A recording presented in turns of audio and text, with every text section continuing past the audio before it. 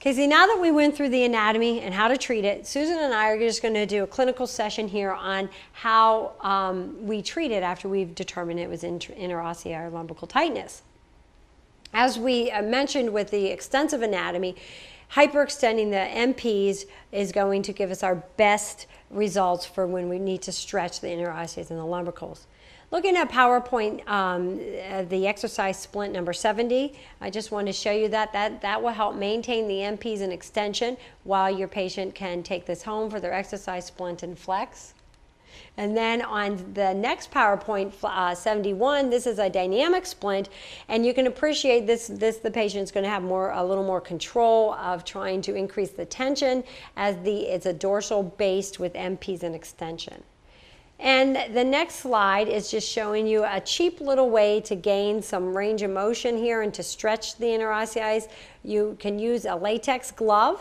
I just cut the finger off, make a tube. You have the patient keep their MPs in extension. That's probably the hardest thing with this. And then just put the little latex around the finger, and that will help stretch it, and they can leave it on for 5 minutes or so.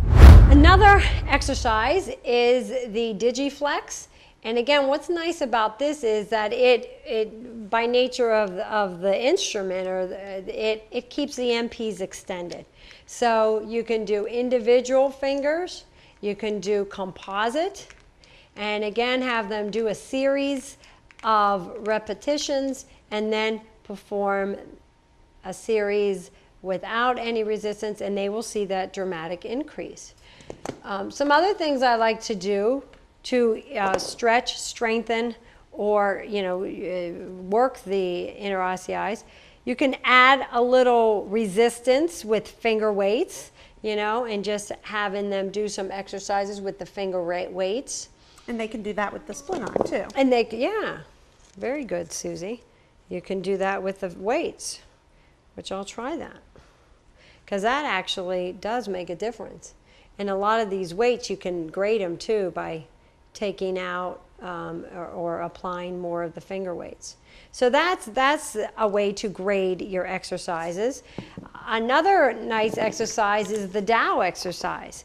And that is where you'll start with, this is just thermoplastic that I made, and we'll start with a large Dow, and again with that hyper extension of the fingers, and then just have them bring the Dow down and up. And then as they improve, you're going smaller with them.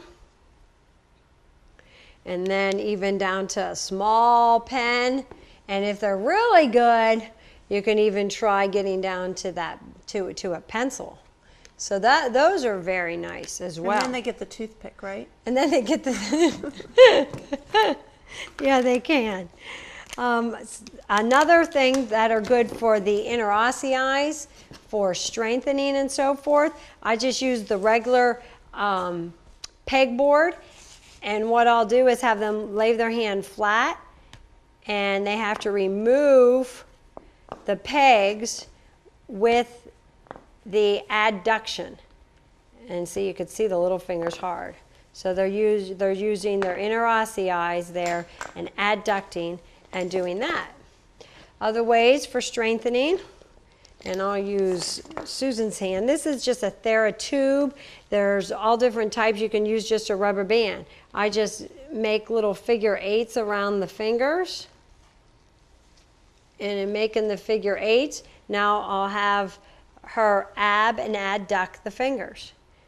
And that's a nice stretch as well.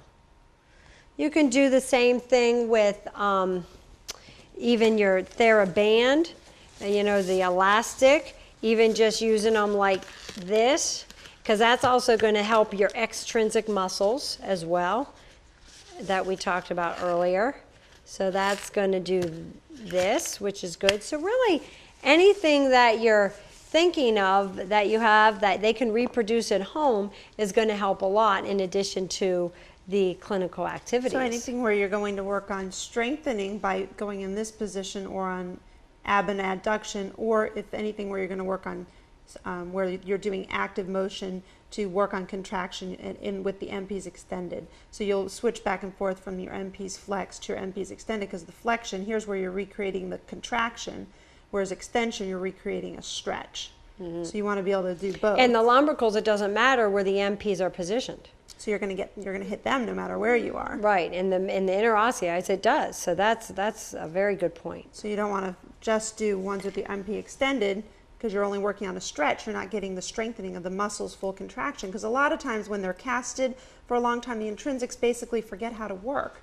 They don't remember how to function anymore. Yeah. So we want to be able to not only get them to stretch them out because they're tight, but help them remember how to activate. So that's why you want to recreate things that help them activate it again. Get the proprioception back.